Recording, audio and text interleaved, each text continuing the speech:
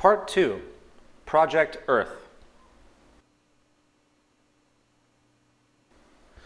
There's a concept in electrical engineering called the signal-to-noise ratio, which has to do with the ratio of a signal power to a noise power which corrupts the signal. It's like listening to music on your radio in a car, which is receiving a great deal of interference, and the music is becoming clouded and distorted. I think this is a great metaphor for our current social practices. The signal being the foundational aspects of importance and relevance to a given field, with the noise being the outdated, traditionalized, inefficient methods which cloud, confuse, delay, and distort our intents and abilities. So, I want everyone to forget pretty much everything I've just talked about and take a massive step back and consider a very simple thought exercise that I want to walk through in regard to how we conduct our operations on this planet. Let's assume for a moment that we are interstellar travelers originating from Earth as it is known today. And in our journey, we stumble upon, amazingly enough, an exact replica of our planet. The only difference between the current state of this new planet versus our own is that there are no human beings. Human evolution has not occurred. Hence, there's no establishment orders, no social arrogances, no money, of course, nothing to limit our possibility. Given the advanced scientific knowledge we have today, how would we go about redesigning our social infrastructure from the ground up, with the goal to create nothing less than the most efficient, conscientious, and sustainable society as possible? So, what is the first step? A full survey of Earth's natural resources would make sense, correct? I think it would be illogical to begin any other way. We must first understand the full range and capacity of the earthly components in order to derive inference as to our capabilities. Natural resources come in many classifications, such as biotic, meaning those obtained from the biosphere, such as forest, maritime organisms, and mineral fuels. And then there's abiotic, such as arable land, water, gold, iron ore, and other such raw materials. There are many natural resources to be considered, of course. But for the sake of simplicity, we're going to consider just one area, and this will serve as the prototype for all the others, and this area is energy. Energy is the fuel of society, I think most people would agree. Energy appears to be the lowest common denominator of modern civilization, and it has been the basic facilitator of progress and the expansions of our standards of living. So I think it's a good place to begin. Okay, so what do? We simply scan the Earth and analyze it, listing all relevant energy locations and potentials. Of course, the potentials, to clarify a little bit, is always going to be based on the current state of technology for harnessing. For example, solar energy today has a dramatic potential, but it is still greatly underutilized as the technology has been inefficient so far. But with the advent of nanotechnology, we are seeing a possible exponential increase in this potential. So it's contingent upon the quality of our methods, is my point. Also, I don't want to spend much time on the issue of nanotechnology, but if you research these trends as applied to solar radiation harnessing, it becomes clear that solar energy alone in time could power the entire world 1,000 times over. Unfortunately, you're not going to see this anytime soon. Why? Because it's too efficient for the market system. And the absorption process would take many, many years if seriously pursued. So, back to our original thought exercise. Once we have this raw data of energy sources, we need to rate each source based on its renewability, pollution output, and everything that factors in to decide the degree of sustainability. Those sources that have the most negative retroactions are given the least priority in utilization, of course. And by the way, this is an arbitrary chart. Don't take it too seriously, obviously. For example, fossil fuels are mostly non-renewable and can pollute the environment. Given the tremendous power of geothermal, wave, wind, and solar combined, I would say that there is absolutely no reason to even bother with fossil fuels at all. And to clarify this very quickly, I would like to run down these renewable mediums. According to a 2005 Stanford University study, if 20% of the known potential of wind energy was harnessed, it would power all the world's needs. We already mentioned solar energy. The radiation hitting the Earth's surface is about 10,000 times the planet's usage, in fact. This issue comes down to technology, nanotechnology as we denoted. Lesser known is tidal power. As a regional example, in a recent study it has been found that 34% of all of the United Kingdom's energy could come from tidal power alone. But more effectively, as far as the ocean, is wave power, which has been found to have a global potential of 80,000 terawatt hours a year, meaning 50% of the entire planet's energy usage could come from tidal power alone. However, most effectively is geothermal energy, which, according to a recent MIT analysis, contains enough energy to meet the world's needs for the next 4,000 years. In other words, energy is nothing but abundant on this planet, and don't let anyone tell you otherwise. So, back to our exercise. Once this data is established, we compare the potentials to consumption and adjust accordingly. Fortunately, as we've just analyzed, we do have more than enough energy to meet our needs, so we can eliminate the least efficient sources, such as oil and everything else. And there we have it. We have our pool of supportive energy resources to utilize. Okay, step 3, distribution and monitoring. Energy distribution would be logically formulated based on technological possibility and proximity to sources. In other words, if we have wind energy utilized in Asia, we're not going to deliver that energy to Latin America. So distribution parameters would be self-evident based on the current state of distribution technology and proximity practicality. Likewise, active resource monitoring done through Earth sensors and computers would allow for a constant awareness of the rate of use, the rate of depletion, the rate of renewal, and any other parameter relevant to know, in order to maintain, of course, a balanced load. If the scarcity of any resource is going to occur, we can forecast this in advance through trend analysis, and proper action can be taken to adjust accordingly. This idea is nothing new. It's used every day in our lives in detached ways, such as the ink level notification on your personal printer connected to your home computer. Okay, let's review. What do we have so far? We have the locations of our energy resources. We have the output potentials and distribution qualifiers, which are based on strategic use, technological harnessing, and proximity. And finally, we have a system of active resource monitoring, which reports the state of energy supply, rates of usage, and any other relevant trends. In other words, we've created a system, a systems approach to energy management on the planet. The system is comprised of real-time data and statistics. The process of unfolding is based not on a person or group's opinion, not on the whims of a corporation or government, but on natural law and reason. In other words, once we establish the interest and goal that survival and hence sustainability is our goal as a species, which I hope everybody in this room agrees, then each parameter to consider in regard to resource management becomes completely self-evident. It is called arriving at decisions as opposed to making them, which is a subjective act based on incomplete information and very often cultural biases. The planet is a holistic system with resources all over it. Therefore, the efficiency of human society can only come from an integrated systems approach to the management of those resources and hence social processes. The planet demands it, if you will.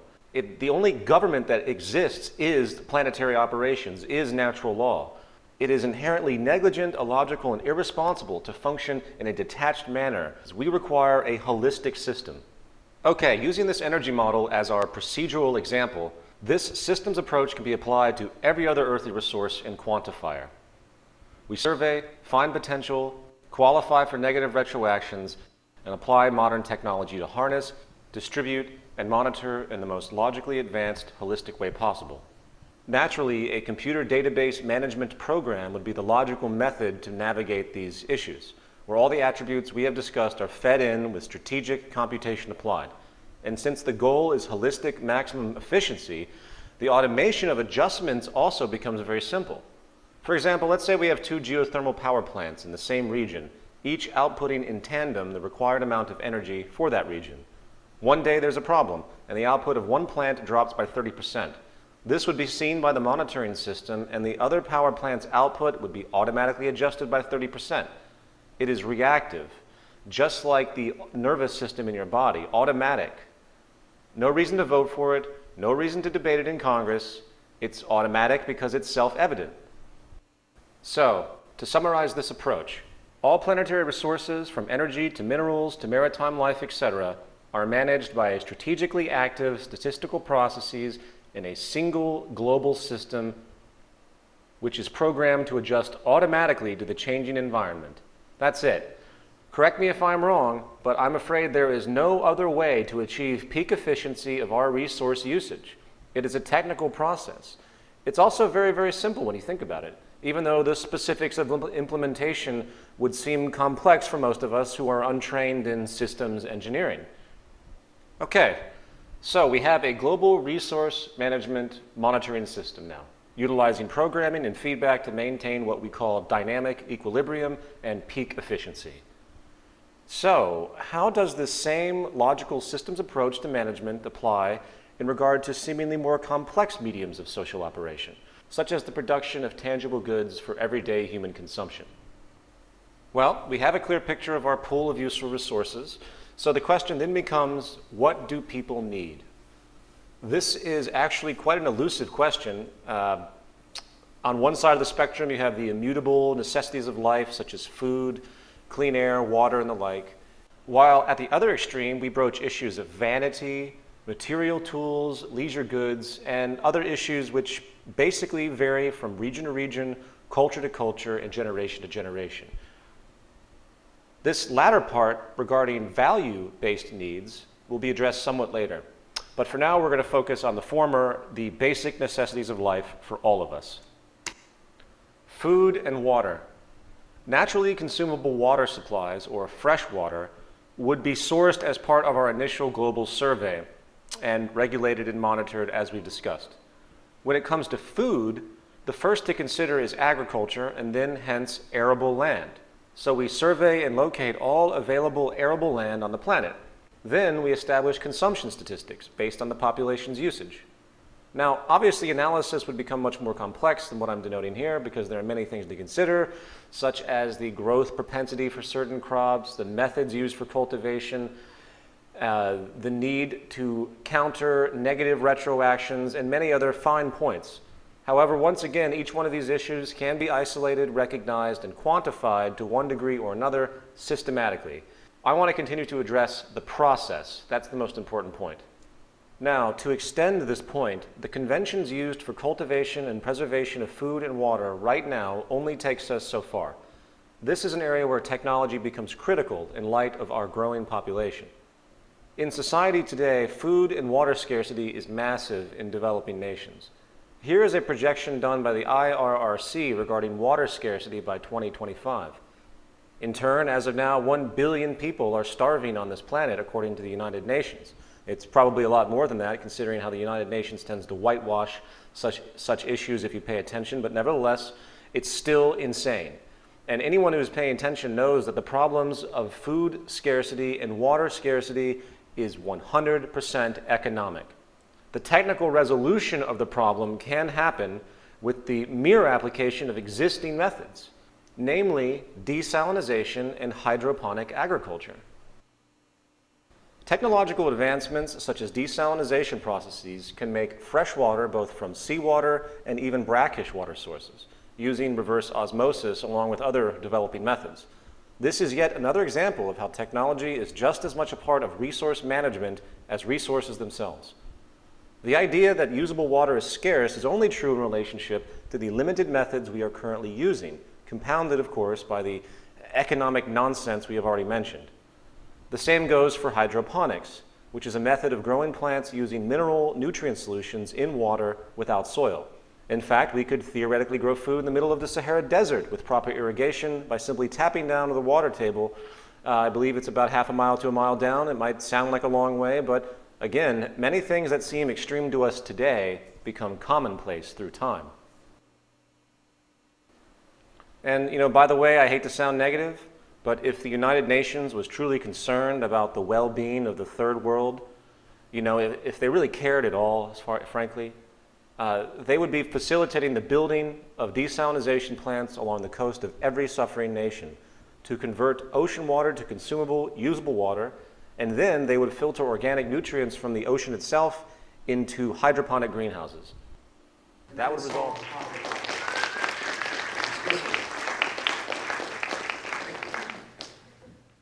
The bottom line is that food, air, and water are only as scarce as we decide they are. If we choose to become intelligent and strategic with our production and preservation methods, while taking full advantage of technology, there is no reason why we can't provide for the Earth's people many, many times over. The starving children of the world today are not so because of a lack of available food and water. It is their lack of purchasing power, the failure of their economies, not true scarcity, which causes the needless deaths of millions a year.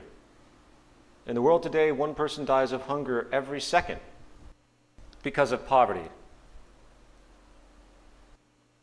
Okay, back to our original exercise. These technological advances I have just spoken of, along with many others, would be coupled in with traditional methods and thus monitored and regulated in our systems approach as we have already expressed.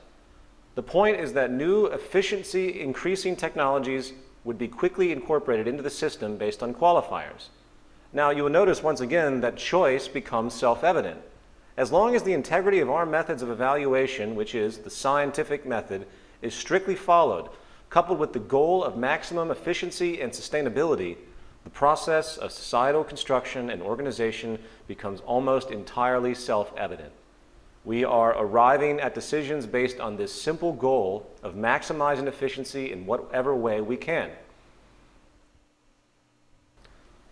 And this pattern of thought, this commitment to the objective observation of natural processes and loyalty to the scientific methodology utilizing hypotheses and testing, etc., leads us to part 3, with the introduction of an organization called the Venus Project.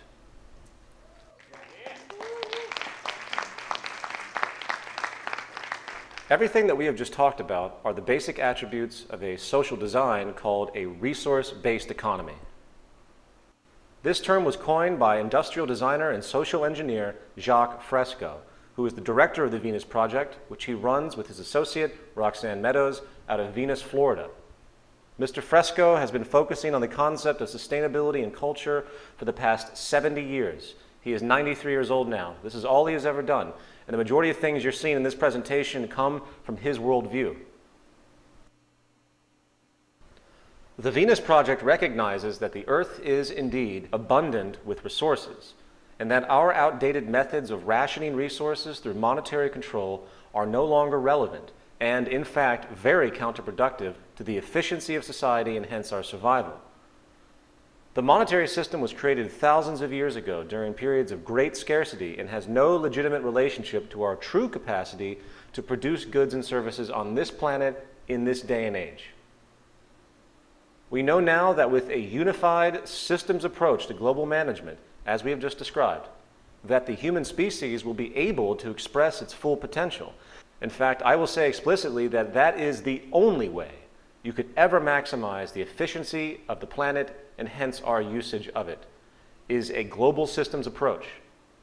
Modern developments in science and technology, as we have just discussed, can now allow for this approach to become a reality. To summarize a resource-based economy, first, it utilizes existing resources rather than commerce. All goods and services are available without the use of currency, credit, no barter, no debt, no servitude.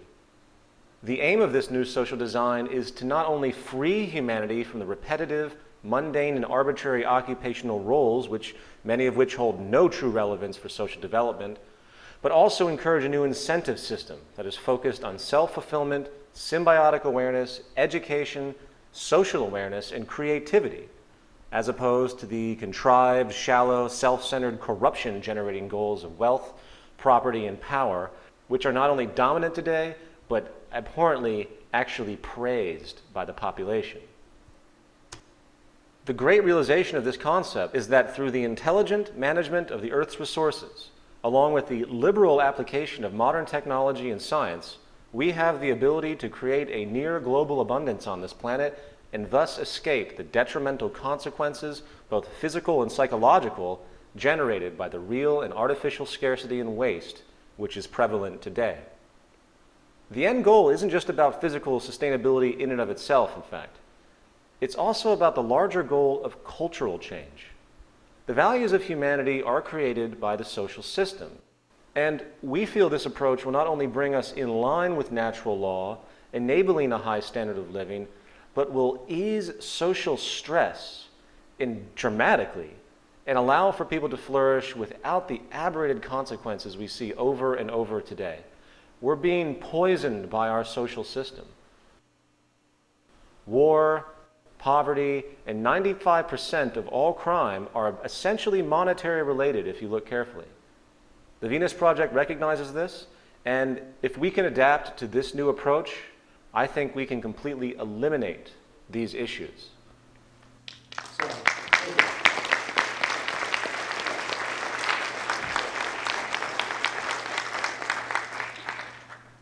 So, to further understand this resource-based economy, we need to consider a new approach to our core social institutions, namely industry and government. Industry, in our use of the word, has to do with the methods of production and distribution of goods and services in a society. This includes, of course, labor. The first step, as we have already alluded to, is an objective survey and strategic resource allocation based on location and potential and demand. We have already discussed how such parameters make the process self-evident as you go along and gain new information. The only variable is the value-based social needs, which range from bare necessities, such as food, water, and shelter, to utility-based production items, such as tools, automation machines, technological development, etc., to items used for non-utility-based purposes, such as televisions, radios, and entertainment, leisurely oriented issues. And by the way, we will address how products are invented in a moment. The second step is then the optimization of production itself, with the focus on maximum efficiency. The only way to achieve maximum efficiency in all sectors is by removing human involvement. And bear with me, removing human involvement in as many areas as possible. We want to focus on labor automation. As most of you know, automation or mechanization has been replacing labor in all sectors continually since the Industrial Revolution. While there is a constant debate about what this means for labor in the future, and the very real possibility that technological displacement, known as technological unemployment, will slowly overcome the integrity of the employment market itself, one thing we do know for sure, and that is the reality that the more we mechanize, the more productive things become. Here is a chart of the G7 advanced industrialized countries, showing how employment and manufacturing has been dropping, while manufacturing output has risen substantially. Productivity is now inverse to employment in most sectors. The most advanced form of mechanization is called cybernation, which combines robotics and computerization. Essentially, the computer is the brain of the machine and instructs the machine what to do. Cybernetic machines today are probably the most powerful and influential invention humanity has ever created. The possibilities of these tools are on pace to changing the society in profound ways, including the freeing of the human labor force and exponentially increasing production efficiency. The fact is, there is very little in the way of basic labor that cannot be automated. It is really a simple matter of our social intent. These machines do not need breaks, vacations, insurance, and they are not subject to the emotional inconsistency that we humans tend to fall into that makes us, less consistent in our performance. Here are some examples of this technology. Dynamic catching and holding. My favorite, dribbling.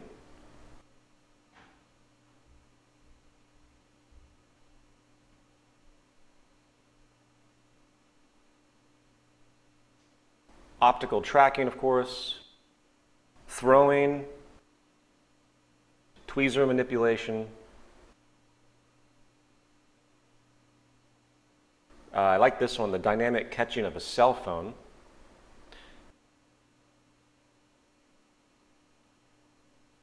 Here is an automated kitchen in Japan.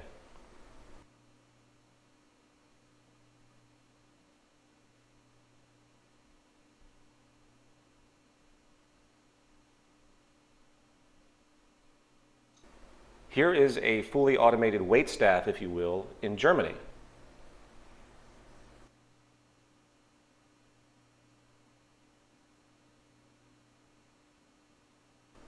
The possibilities are truly profound. Even as unintuitive as it may seem, I think complex surgery is on pace to full automation, and based on the pattern, will likely become much more reliable than the human hand. The bottom line is that it is socially irresponsible for us not to recognize this pattern and maximize the potential. We must disregard the traditionalized emotional whims we might have. For example, I was reading in a book about technological development in the early 20th century, and there was a story of a woman who refused to buy a new refrigerator because she liked the Iceman. She liked the Iceman who came and brought ice to put in the icebox, which is a wonderful, quaint notion, but it isn't progress. That's romanticism. And I'm not putting down romanticism. I'm a romantic in many ways. But I also recognize that progress means we have to change our values. Life is about adapting. If our scientific ingenuity can create mechanisms that can increase the efficiency of production and overcome scarcity, and in turn give us more free time to pursue larger interests, then we have no choice but to fall in line and change our values accordingly. Machines are extensions of human attributes. They are tools. And not only can they allow for greater productivity, they can also relieve us, as we've seen, of trivial, monotonous labor, enabling possibly a cultural paradigm shift that we can't even imagine. Now, it's usually about this time that someone says, hey, wait a minute, but what will I do? What will I do with myself if machines are doing things? This is, of course, an amazing question if you think about it, and goes to show how conditioned we have really become. I will express what people will do as far as production is concerned. Humans will basically be supervisors and researchers. We would oversee these systems. The end result is a fully integrated, autonomous, cybernated industrial complex, which is patched into the resource management system we have already described, enabling observation and adaptation. In turn, it is simply a matter of updating the system and making sure the system is in order. People will function as supervisors, researchers, and innovators, while again allowing for a world of personal freedom and intellectual pursuits that are reminiscent of the ideals of early Greek society. Furthermore, without the monetary system to impede with its childish, immature basis in competition, the entire structure of production can be streamlined. For example, no longer will there be perpetual duplication of goods, with resources being wasted for the sake of preserving market share. We all know that more minds are better than one when it comes to design. Imagine the progress if the technical teams of the top 10 competing cell phone companies decided to work together to build the best product they could, together. Imagine. Likewise, planned obsolescence and inferior products will become a thing of the past. When companies compete, as they do today, they must cut their initial cost basis as strategically as possible, in turn, of course, cutting quality. This is how they stay competitive and keep their prices affordable. This hindrance is gone. Therefore, the best, most efficient, sustainable, long-lasting products technically possible can finally be created. This is an attribute of our current system that no one talks about, the perpetual creation of inferior products in order to maintain differential advantage. But you're suggesting a monopoly, and earlier you were against a monopoly. There's no money, there's no power control. It's not a monopoly. It's a systems approach. Money is equated to monopoly. And I can answer more questions later. This has nothing to do with that approach. This is an integrated system. It has nothing to do with monopoly. Monopoly is an invention of propensities, it's a propensity of the market system for groups to seek dominance. And as I will relay later in this presentation, I will talk about how the management of the system works. And this brings us to step 3, distribution. Distribution has a wide range of logical options. The most practical being automated distribution centers, along with pneumatic tube transport systems for your home. No more mailmen, no more delivery services. Again, society is designed. The distribution center might look similar to the stores as you know them today, except you go in and you simply get what you need and leave. There's no reason to hoard anything, for nothing has monetary value, therefore it can't be sold or used for personal gain. As far as stock and inventory, consumption patterns are constantly monitored to gauge demand levels just as they are today. Resource and raw material acquisition and the production of goods are then adjusted in order to maintain a balanced load economy. Here, shortages and overruns will become a thing of the past. This again can be done from our central database program. And by the way, I hate to use lingo like central database program, it sounds so cold, but it's really just a form of management. It's a unified form of management. It's very simplistic. just so we can adjust things. To obtain a product, a person could also just go online, search for an item's function, select it, and request it. It would be available for pickup at a distribution center or automatic delivery soon after. No money, no trade, just access. And by the way, we'll talk about the concept of property in a moment. Step 4, optimized recycling of products that become outdated or inoperable. This step actually begins at the production stage, for each product design has had incorporated into it the consideration of recycling. Nothing ever used in production would be unsustainable or unrecyclable in any way unless there was simply no other option and the product was absolutely dire. This is strategically considered to make sure all older products are reused to the maximum amount enabled by known methods, reducing waste. The negative retroactions of all production processes are taken into account and adjusted accordingly at the production level initially. No more landfills, no more dumps of waste. We reuse as much as possible, deliberately. Okay, so now we're going to take all the concepts we've just mentioned and put them into the larger context of so-called government. I think Dr. Ralph Linton put it best. The tremendous and still accelerating development of science and technology has not been accompanied by an equal development in social, economic, and political patterns. It is safe to predict that such social inventions such as modern-type capitalism, fascism, and communism will be regarded as primitive experiments directed towards the adjustment of modern society to modern methods.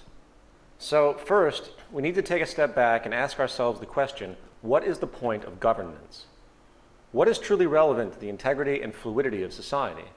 If you break the chain of conditioning regarding everything that you have been taught about the concepts of government, which includes power, laws, money, budgets, politicians, defense, and so-called democratic elections, you realize that social organization is much more simple. It could be so much more simplistic and with substantially less stress and concern. Government should be simply a process, if you will, centered around what matters to maintain society and the well-being of the human population. Very simply, this would be resource and environmental management, the production and distribution of goods, along with a system of decision-making, research, and invention. That is really it. Society is, as I've said before, a technological convention, and thus our orientation towards so-called governance should be purely scientific. As far as the first two components, we have already accomplished this with our central database program. It is, again, an Earth-wide autonomic sensor system with environmental sensors in all relevant areas of the planet, monitoring and generating industrial electronic feedback regarding resources and production distribution operations. I know it sounds massive and science fiction oriented, but it can be done. It's done every day in detached ways. It's just not applied on a larger scale. So then, with the first two issues covered, we're then left with the issue of research, contributions, and decisions. When we finally understand that everything in regard to social operation is a technical process, we then see that there is little reason for political subjectivity in the solving of any problem. For our technical insight can now arrive at most conclusions using the scientific method. It is based, of course, on information. If a person reads one page of a book and closes it, he or she can easily have an opinion on that book as a whole. If another person reads the whole book, they also have an opinion. Whose opinion would you value more? The person who read the full book or the person who read only one page? In other words, the more data taken into account in the process of decision making, the more accurate that decision will be. As we have previously explored, computers now can access trillions of bits of information per second across vast informational databases. Because of the limitations of our sensory and cortical equipment in our body and mind, no person or group can know everything there is to know in this world. Our senses are limited in range. Our eyes can only see a fraction of the electromagnetic field. Therefore, again, it is only logical to begin delegation of decision-making processes, specific technical processes, to computers for evaluation and efficient outcomes. They do not have the restrictions that we have. These are tools that we have created. Again, we have already shown that this is possible with resource management, production, and distribution. So now we're going to explore what we can call information processes. This is a rather complex point and falls in the realm of what could be called artificial intelligence, or machines programmed to run processes that kind of mimic the procedural processes of human thought. Artificial intelligence is, of course, subject to some tremendously silly assumptions today. The most, of course, common being portrayed in movies where the intelligent machines invariably decide, to take over humanity, or some other biased notion of contempt.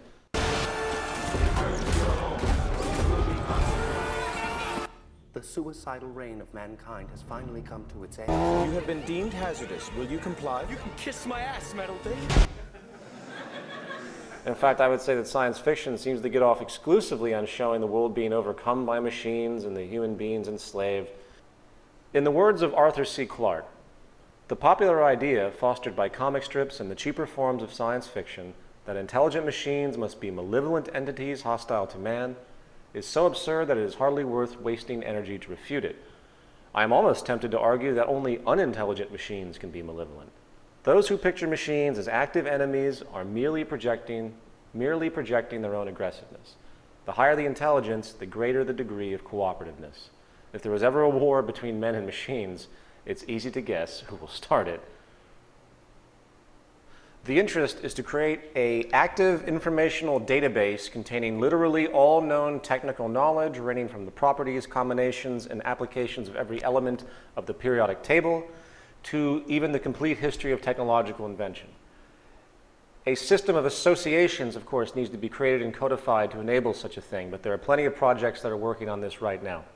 Thought is indeed a technical process, and once the associations emerge that can combine multiple disciplines, we will have at our grasp an amazing database program that we can interact with and gain feedback from.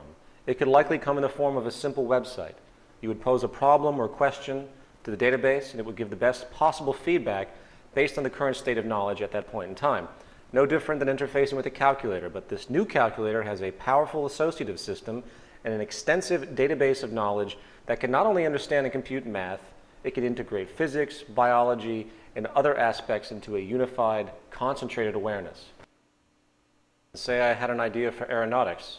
I would enter in my schematics in language codified that the machine would understand. The machine would say, whoop, you know what, this has already been done. We don't have the materials for this, as it checks the central database. The efficiency of this is not applicable because of the wind resistance of this coefficient, etc. You get the point. And if this sounds like science fiction, rest assured that the US military's Pentagon likely already has similar database reference and decision-making programs which it uses to create war strategies. It is important to point out that in the world today, we consider participation in government a task of electing various personalities to a position of power. This is now obsolete. In a resource-based global economy where industry and government are combined into a cybernetic system that incorporates advanced problem-solving computer databases with vast planetary-wide observation sensors, again, it's very simple, the traditional concept of politics, election, and the like has no basis or relevance. And while this notion scares a lot of traditionally minded people, it must be reiterated that our problems in life are technical and are relative only to humanity as a whole. We don't want to elect people, we want to elect ideas. This would be a true democracy, where technology enables each person to contribute in an organized way. Of course, such participation in any society would entail understanding how society technically worked, and then constructively proposing ideas or innovations to be implemented, created, or altered. As of now, this is long lost. Very few people have any idea how anything operates.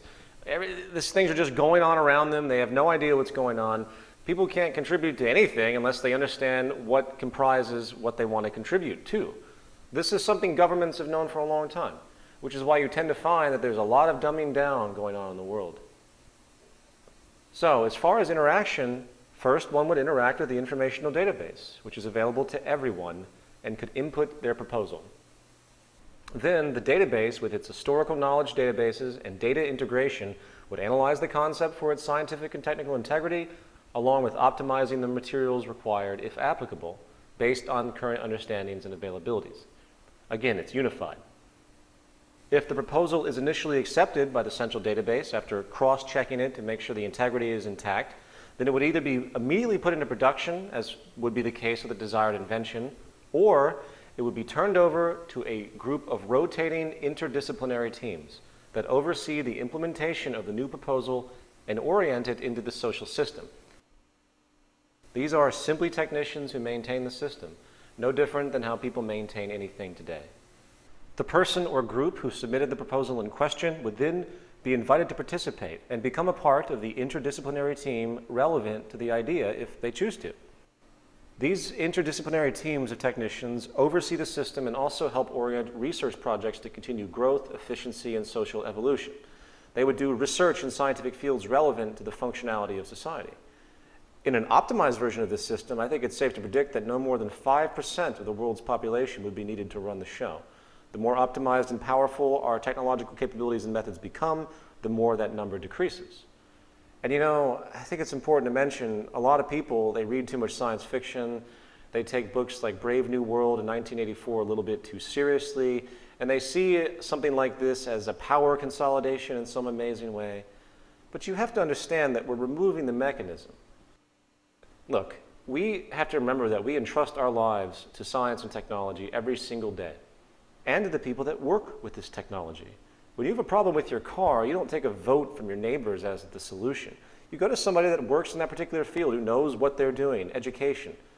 This is the type of orientation we need to begin to have. The fear of traditional corruption has very little basis, for there's no reward for it. The interdisciplinary teams do not get paid in any way. Their reward is, in fact, the fruits of the society as a whole, and they contribute because it is in their best interest to do so, just as everyone can contribute. Self-interest becomes integrated with social interest. They become one. In order to help yourself, you must help society explicitly. Everything is for the greater good. Frankly, I believe our survival as a species is absolutely contingent upon this worldview. Moreover, these teams would not be fixed, but constantly revolving based on who wants to participate, who contributes in any given field. Abstractly speaking, this would actually be a true democracy, wouldn't it? Arbitrary voting for politicians is now replaced by the logical review of given concepts based on social merit, with the creators brought in to help. Not, I'm going to reduce taxes, and here comes change, and you know, and all this nonsensical stuff we deal with today. In a resource-based economy, as I've said, participation is open to everyone. Because again, all issues are fundamentally recognized as technical, and I'm going to keep drilling this in. The degree to which a person contributes is based on that person's education and ability to create and problem solve. This is why expanded education is critical. In society today, you will find that the public is essentially kept distracted and uninformed. I hate to say it, but this is the way governments maintain control. If you review history, you will find that power is maintained by ignorance. In a resource-based economy, the goal of the educational system is to produce the most intelligent, aware human beings as possible. Why? Because everyone then becomes a contributor, greatly affecting our collective social evolution for the better and improving the lives of all. Intelligence will no longer be a threat to the establishment, for there is no power establishment. There would be no budget restrictions or unethical agendas to deter progress. Also, people will have a high propensity to become generalists, not specialists. Specialization is a limitation. The monetary system promotes specialization as a form of labor distribution for income. It's kind of built in, and it's a colossal hindrance. I believe Buckminster Fuller put it quite well on this issue. Our failures are a consequence of many factors, but possibly one of the most important is the fact that society operates on the theory that specialization is the key to success, not realizing that specialization precludes comprehensive thinking. This means that the potentially integratable techno-economic advantages are not comprehended integratively and therefore are not realized. In other words, people need to be broadly educated, not refined and isolated. This leads to detached thinking. So, to recap this section, who makes the decisions in a resource-based economy? In effect, no one does. Decisions are arrived at. The very sentence to ask the question, who makes decisions, is devoid of all logic.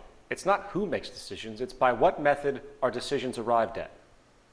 The question of who makes decisions is a biased attribute that we have concocted because of our rationally founded fear of each other in groups which continue to jockey for power based on monetary gain, using the monetary system as their tool to continue to maintain control.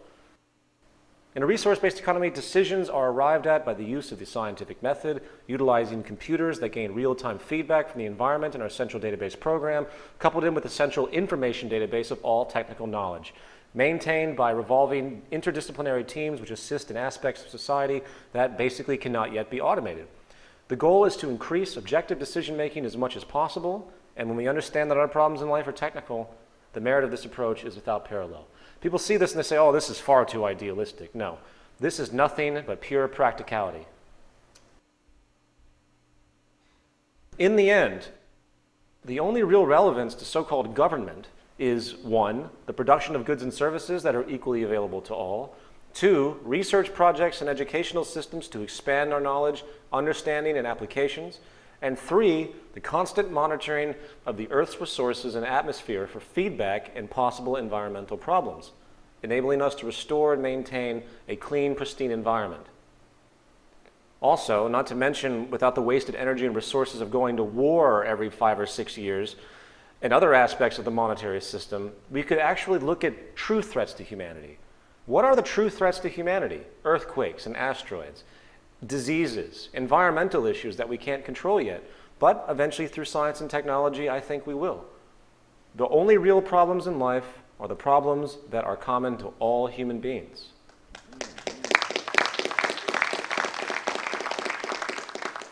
Cities and lifestyle. In this section, we are going to extend the tenets of a resource-based economy into one of our most fundamental social inventions, the city, specifically the Venus Project's circular city. We will also discuss how people's lifestyle in a resource-based economy might manifest, often with profoundly different values and goals than we see today. A specific focus of the Venus Project and Jacques Fresco has been the optimization of city systems themselves, of course, which relates to everything that we've just described. The following is a short video exploration of some of Jacques Fresco's ideas in this regard.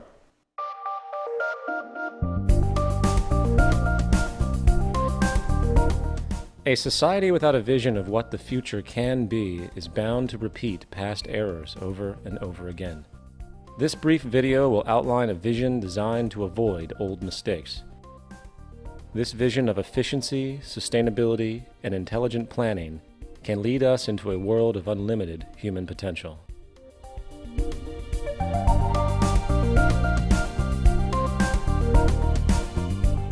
This vision could be a showcase of what the world can be in our cybernated age.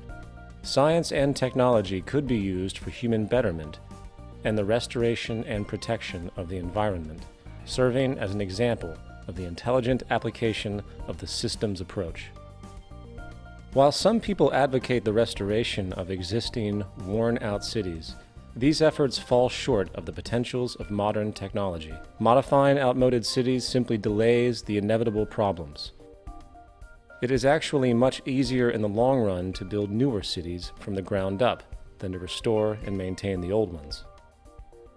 A total city system approach requires overall planning to attain a higher standard of living for the occupants. The circular arrangement efficiently permits the most sophisticated use of available resources and construction techniques, with a minimum expenditure of energy. The outer perimeter will be part of the recreational area, with golf courses, hiking and biking trails, and other outdoor activities. Inside this area, a waterway surrounds the agricultural belt, with indoor and outdoor agriculture. Continuing toward the city center, 8 green sectors provide clean, renewable sources of energy, using wind, solar, and heat concentrators. The residential district would include unique landscaping, lakes, and winding streams. A wide range of creative and innovative apartment buildings and individual homes will provide many options for the occupants. New and innovative methods of fast mass construction for housing and building systems will inject composite materials into the mold, and then extrude the form upward. In some cases, multiple city apartments can be produced as continuous extrusions, which are then separated into individual units. The apartments are lightweight and high strength. All of the dwellings are designed as self-contained residences. The outer surface of these efficient structures serve as photovoltaic generators, converting solar radiation directly into electricity for heating, cooling, and other needs. The thermocouple effect will also be used for generating energy. These individual homes are prefabricated and relatively maintenance-free, fire-resistant, and impervious to weather. With this type of construction, there would be minimal damage from floods, earthquakes, and hurricanes. Their thin shell construction can be mass-produced efficiently with little environmental restriction. Adjacent to the residential district are the planning, science, and research centers.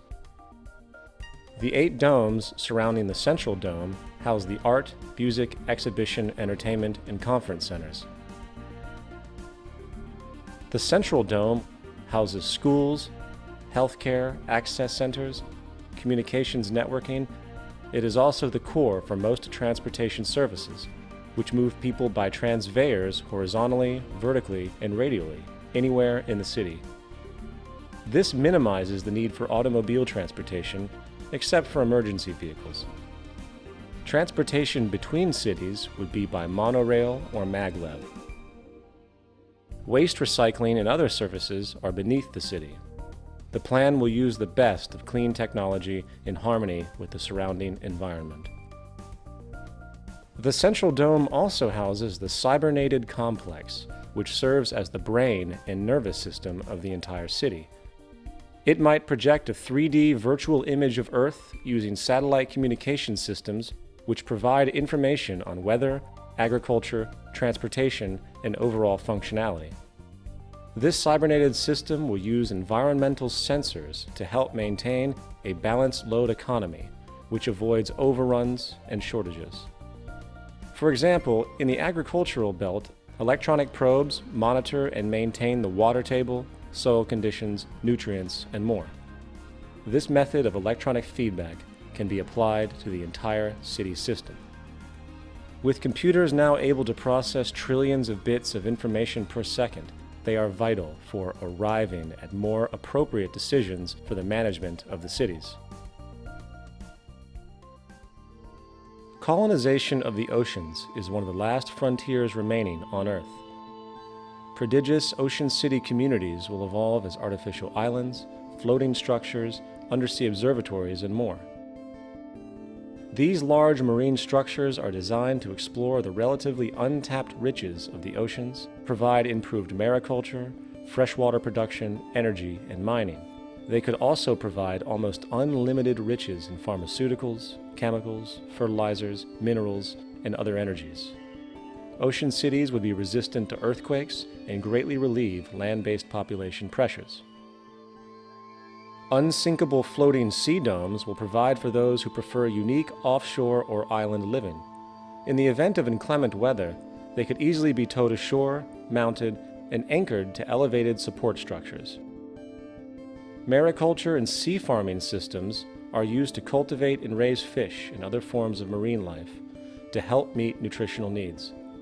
These marine enclosures are designed as non-contaminating integral parts of the ocean system.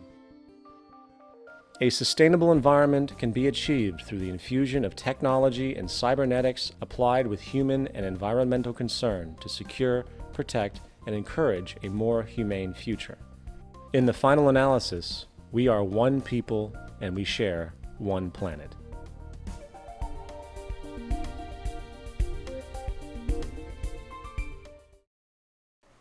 Okay, moving forward, I would like to talk about lifestyles. In regard to lifestyle, it's important to point out that in our current system, the traditional family is broken, with both parents having to work in order to survive. Monetary economics undermines family cohesion and childcare. Stress is always very high due to medical bills, insurance, education costs, employment insecurity, and living costs in general. In a resource-based economy, the integrity of the family will be returned. Concurrently, the cultural values of society as a whole would undergo profound change. With the monetary system outgrown and the world working together to produce an abundance and a sustainable practice for all the citizens of Earth, activities we appreciate will greatly expand. For the amount of human freedom will be unlike anything we know today. Not to mention our motivation will be dramatically altered from taking to giving to society. That is what's rewarded.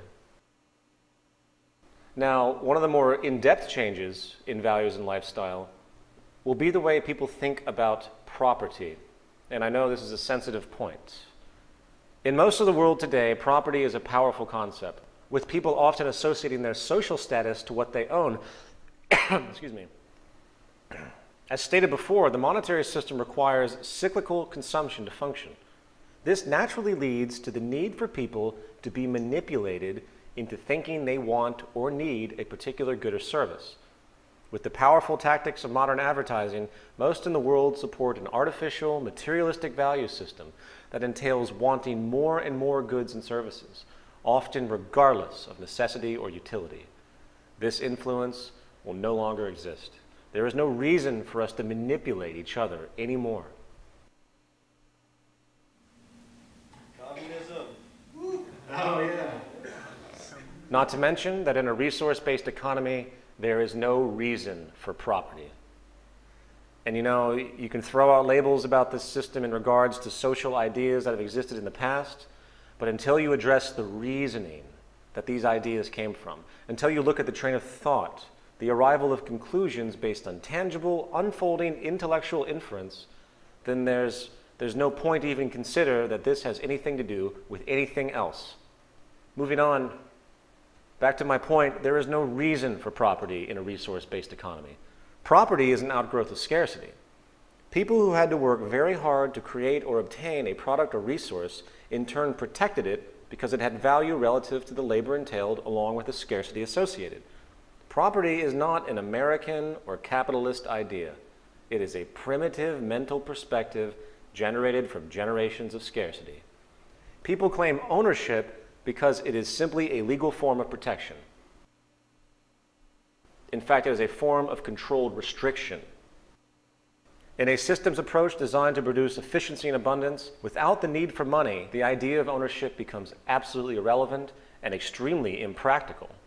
In this new system, no one owns anything. Instead, everyone has access to everything. Ownership is a massive burden. No longer will you need to live in one place. You could travel the world constantly, getting what you need as you go along. Anything that's needed is obtained without restriction. We hoard things in our current culture. We have houses and apartments full of junk that we're afraid to get rid of because we know they have some kind of monetary value.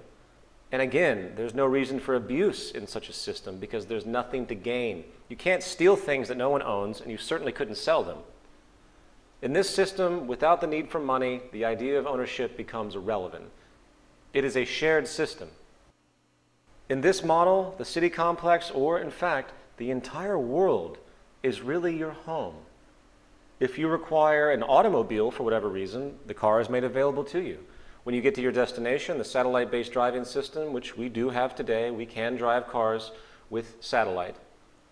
The car will automatically be made available to you and then made available to others after you're finished, as opposed to sitting in some parking lot for likely 80% of the life of the automobile. This is what we do. We waste so many resources and so much space with this primitive concept of personal ownership. To put it into a phrase, the resources of the planet become common heritage to all the world's people.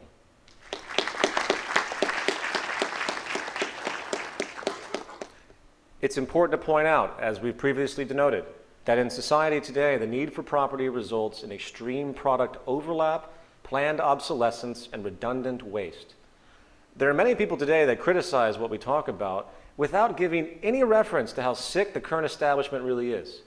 It is much more intelligent, much more logical, and utterly much more responsible and practical to create a universal shared system, for it would dramatically reduce waste, redundancy, and increase efficiency in space exponentially compared to what we are doing today.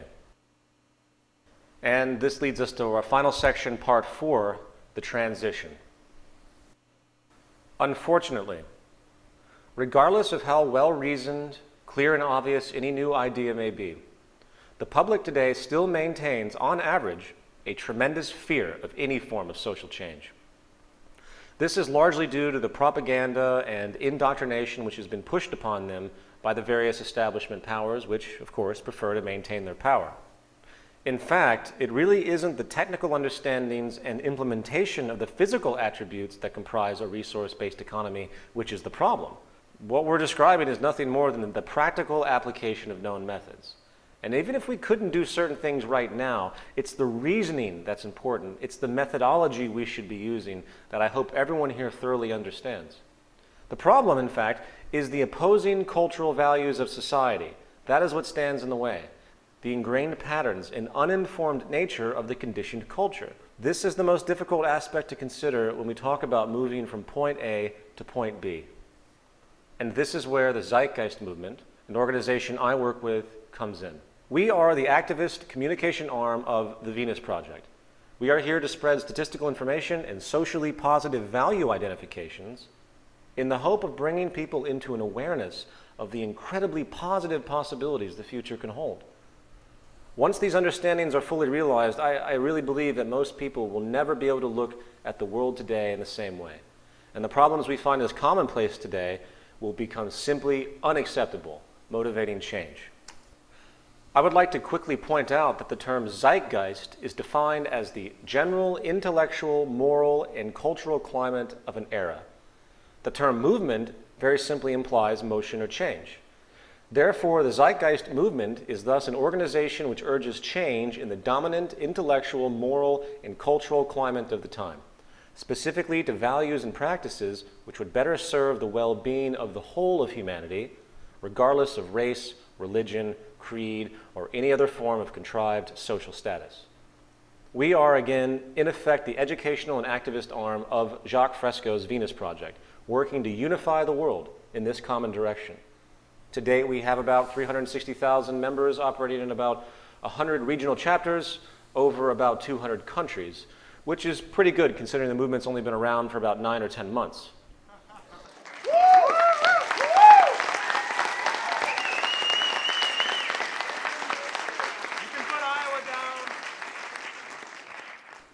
Our central role, gesturally speaking, is engaging in what I would call social therapy.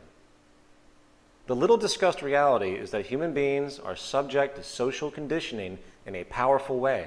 And if we had the type of society we just described tomorrow, most people would be left confused and disillusioned. It would be like taking a native from the Amazon jungle and dropping them into New York City without any education whatsoever. Their behavior would be based on values which have no relevance in this new environment. In fact, and I know this might sound like a bold statement, but ethics, morality, and values are only as relevant as the social environment's propensity to support them or not. The Zeitgeist Movement has various projects in the works. We are working to educate people and hopefully bring them into a new perspective. We have teams and chapters, radio shows, films, PDFs, and annual events to promote this direction. We also do not take any general donations and provide all of our educational materials for free to the public. We are decentralized and work holographically through regional chapter teams and project teams. We have no offices, we have no leaders. I'm not a leader, I'm here as a communicator, and I try to work equally with everyone else. In fact, I would say that we are the initiators of what we call the transition. I believe Mohandas Gandhi had it correct. We must become the change we want to see in the world.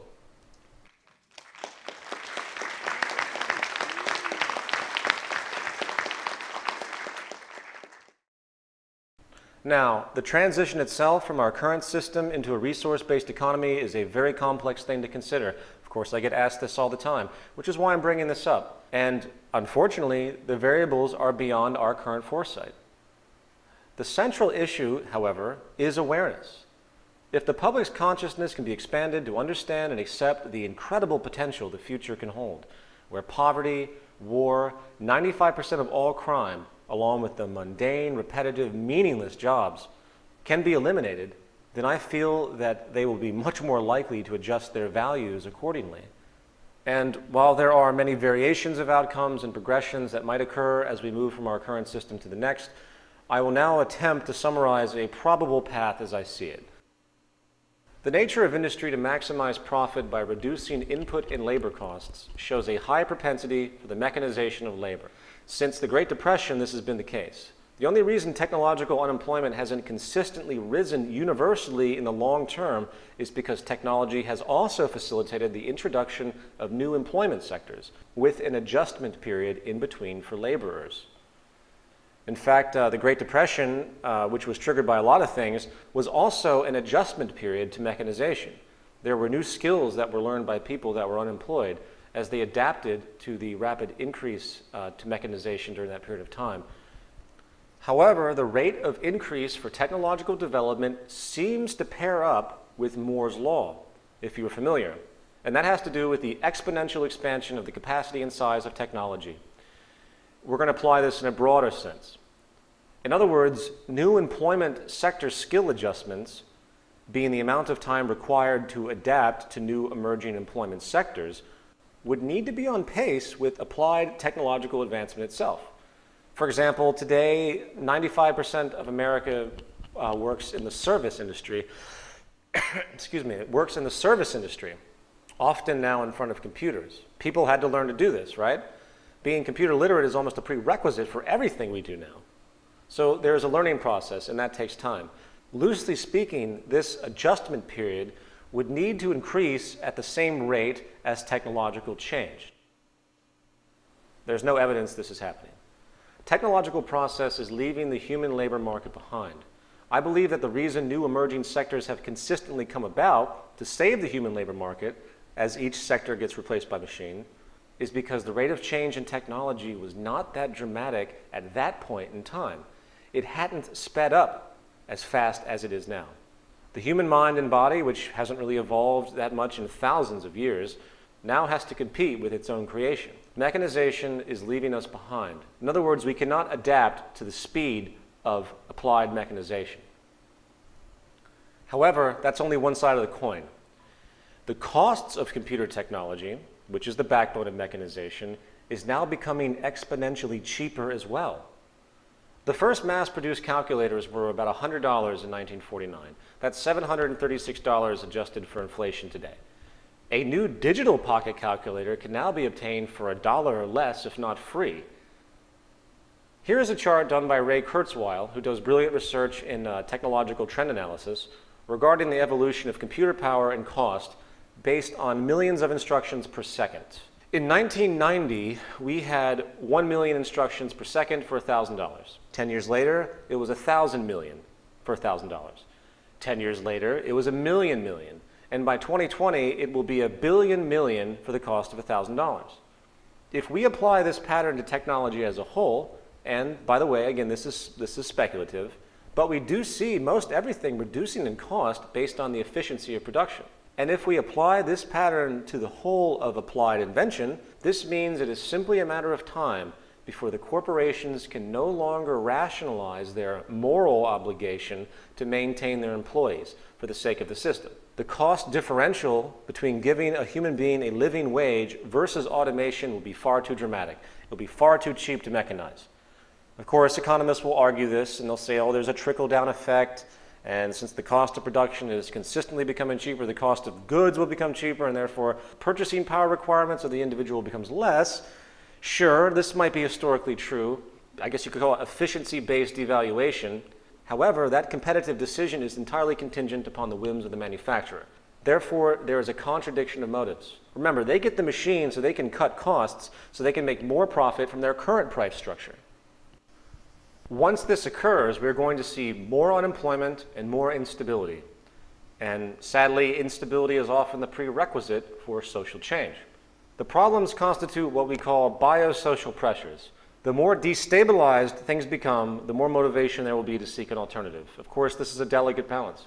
I personally do not want to see any more suffering on this planet, but my feelings have no relevance to the patterns of social evolution. The Zeitgeist Movement hopes to ease this issue by not only providing people with an alternative in an intellectual and statistically valid manner, but also a strategy to push forward, to essentially push the establishment to release their reins of arrogance, power, and inefficiency and join the rest of the world in a common goal of uninhibited sustainability. Hence, it is a mass awareness campaign by promoting essentially a collective consciousness shift, if you will. We do this through a relentless global public awareness campaign, which will, in time, hopefully become so large in each country that the establishment will have no choice but to pay attention. It is based on the model of Gandhi and Martin Luther King Jr. If the establishment orders and government do not recognize this direction, then the public has a very unique position. We don't have to participate in the games that have been set up. Nonviolent, peaceful non-participation is a possible path. Frankly, I hope it won't be needed. However, I think we should be realistic. If the people of the world can see this alternative, learn about it, understand it, and support it, then no government, army, or bureaucracy in existence can stand in the way of a critical mass of global proportions. But again, I hope it doesn't come to that. I hope that the powers that be can come to terms with the fluid transition and see the merit of what we're talking about. But as we have shown, the established orders do not have that propensity. It's going to take influence, that's for sure. Given that, one of the more specific tactics we want to utilize to engage the public is to build a model city, utilizing the methods and understandings we have set forth thus far. This city system could be used as a hub for research and exposure. The public, along with world leaders, would be invited to visit and experience the basis of this approach in a real-life setting. Then, in time, the hope is that a country, seeing the efficiency of this small aspect, will pick up the city model and apply it within its own system. The city system, of course, isn't a resource-based economy, but it has some very notable attributes in a systems approach. Then, in time, we hope these city systems will begin to spread to other regions, slowly wearing down the market system by their extreme efficiency. Hopefully, the logic will spread to greater forms of central planning and resource management, and hopefully the people of the world will awaken to a new paradigm. Again, there are many angles of interaction. There could be an independent council that consistently invites all world leaders to come to an independent meeting about this project in hope that maybe they would come together to talk about it. There are many other things I could say on this complex issue of the transition. And due to the allotment of time, I really don't want to spend that much more on it. What I will say, though, for those that continue to harp on it, wanting details and details, you know, we can't do anything until there's a mass awareness. So let's focus on that as the first step. In conclusion, the most common negative reaction people have who consider the tenets of a resource-based economy tend to come up with something called human nature. The argument is that humans are inherently competitive, greedy, blindly self-serving, implying that no matter how technically good things are in society, there will always be corrupt people who want to compete and abuse others and seek dominance, etc.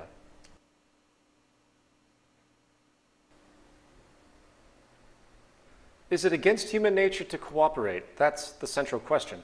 It certainly seems that way, doesn't it? If you look at the historical record, you'll find that there's an endless series of wars, genocides, conquests, competitive tendencies, and power abuses. And given that is the pattern we recognize historically, I guess it's safe to assume that it must be a set human nature to behave in ways that are historically reoccurring. However, we also see that human beings do cooperate, and we cooperate quite well in certain environments. For example, in the military, cooperation is immense. It is a collective. The core interest is culminated. They work together and do so very well. Granted, they are competing against a common enemy, which is another army usually, but it's still cooperation nevertheless, even if it's isolated. Therefore, the environment plays a critical role on whether we decide to compete or cooperate. It's based on values, as groomed by the environment, not genetics. Remember, humans have been living in scarcity for thousands of years, battling each other for resources.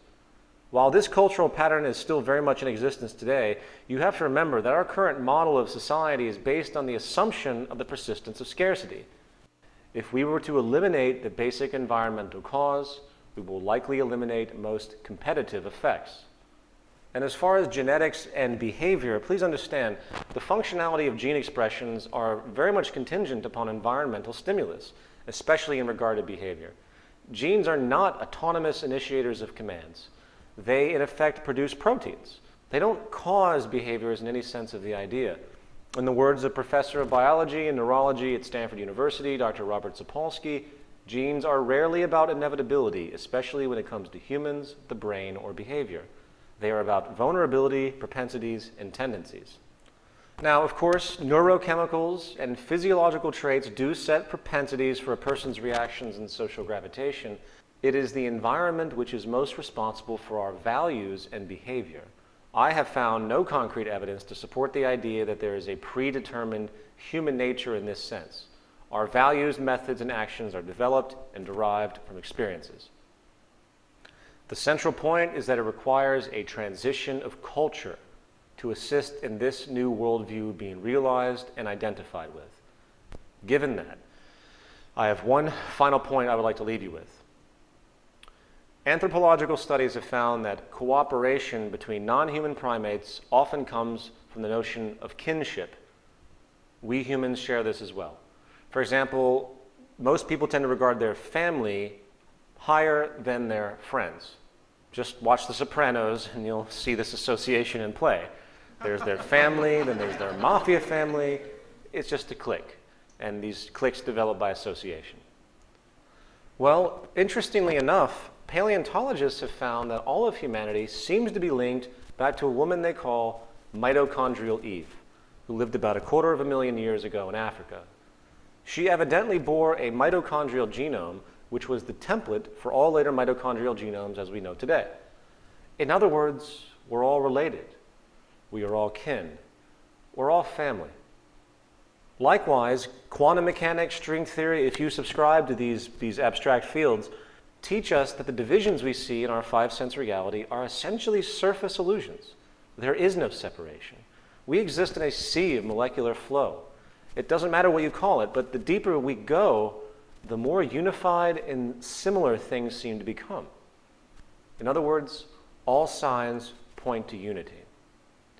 So I want everyone listening to keep this in mind next time they turn on the TV and see the almost daily slaughter of soldiers around the world, the blue and white collar crime and abuse that occurs, the absurd, abject poverty, slavery, and destitution. These are your brothers, your daughters, your grandchildren, starving, murdering each other, leaving each other behind, you murdering, you being left behind, you being killed. Until we begin to see each other as ourselves, nothing will change. We are one planet. Thank you very much for coming.